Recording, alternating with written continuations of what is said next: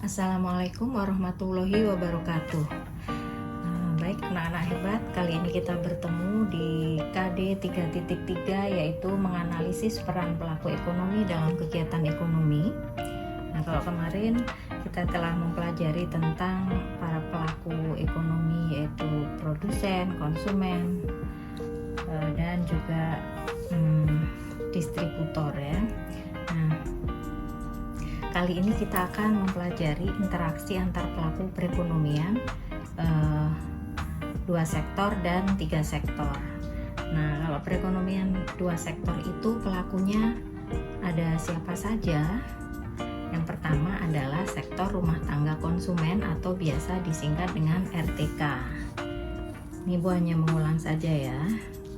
Kemarin kan kita sudah sempat membicarakannya. Ini adalah untuk mempermudah kalian supaya lebih mudah mengingatnya ketika akan belajar. RTK atau rumah tangga konsumen dan RTP atau rumah tangga produsen. Mereka berinteraksi di pasar, di mana ada dua pasar, yaitu pasar output dan pasar input, gitu ya. Di mana pasar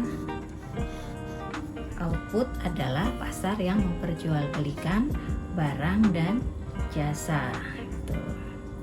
Nah, kemudian di sini ada arus mereka berinteraksi seperti apa kalau di pasar output, dari rumah tangga konsumen ke pasar ya. Kemudian yang mengalir ke rumah tangga produsen berupa apa? Nah, sebaliknya dari rumah tangga produsen melalui jalur pasar output ke rumah tangga konsumen, alirannya berupa apa? Nah, selain pasar output ada pasar input. Apa saja yang diperjualbelikan di sini? Yaitu faktor-faktor produksi. Di sini ada sumber daya manusia, kemudian sumber daya alam, kemudian ada kemampuan entrepreneurship gitu ya.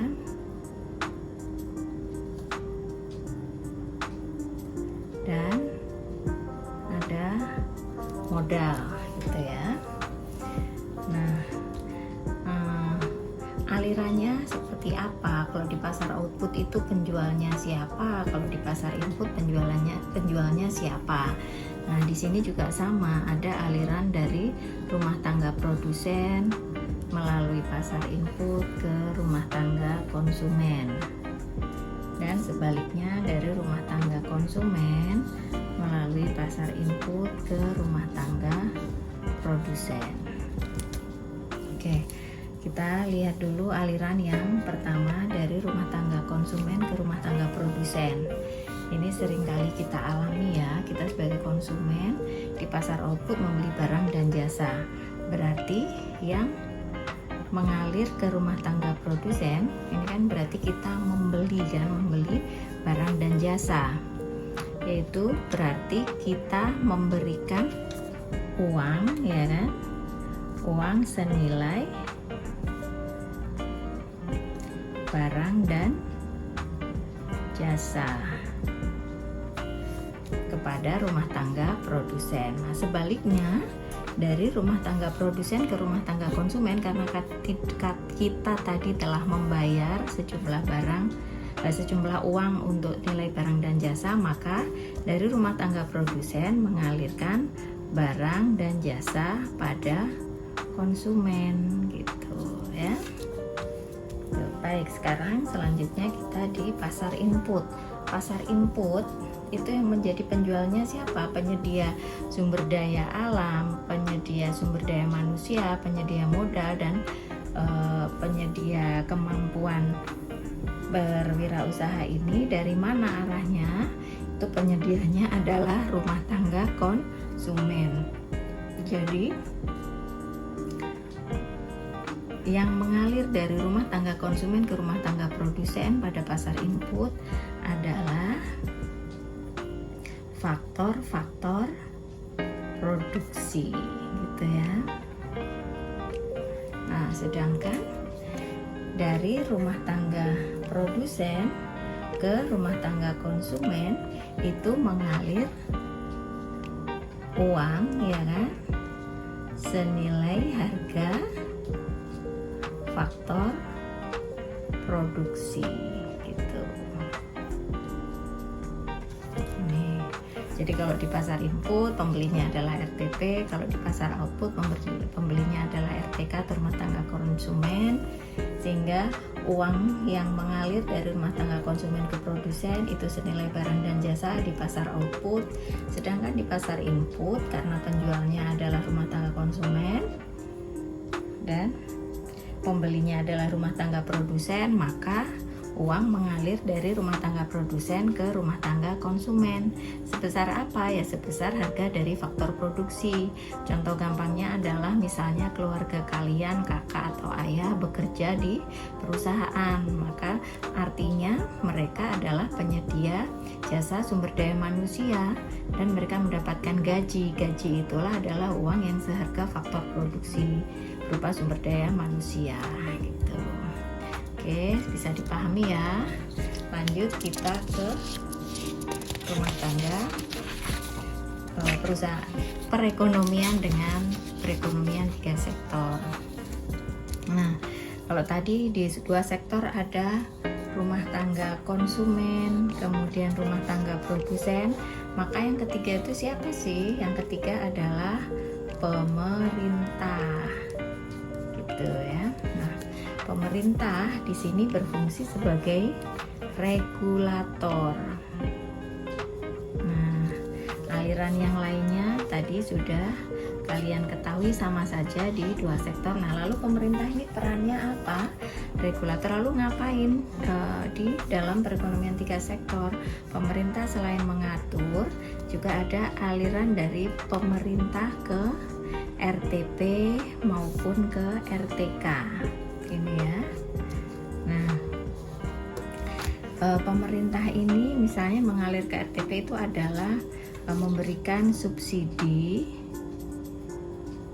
atau subsidi pajak dan sebagainya.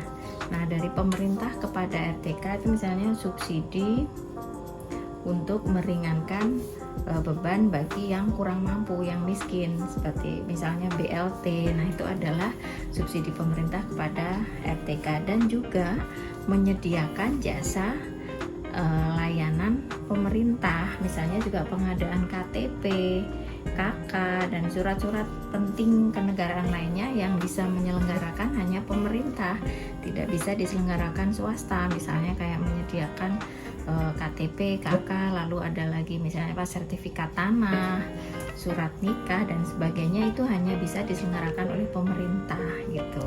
Dan juga sebagian besar pendidikan, kesehatan, layanannya juga disediakan oleh pemerintah gitu.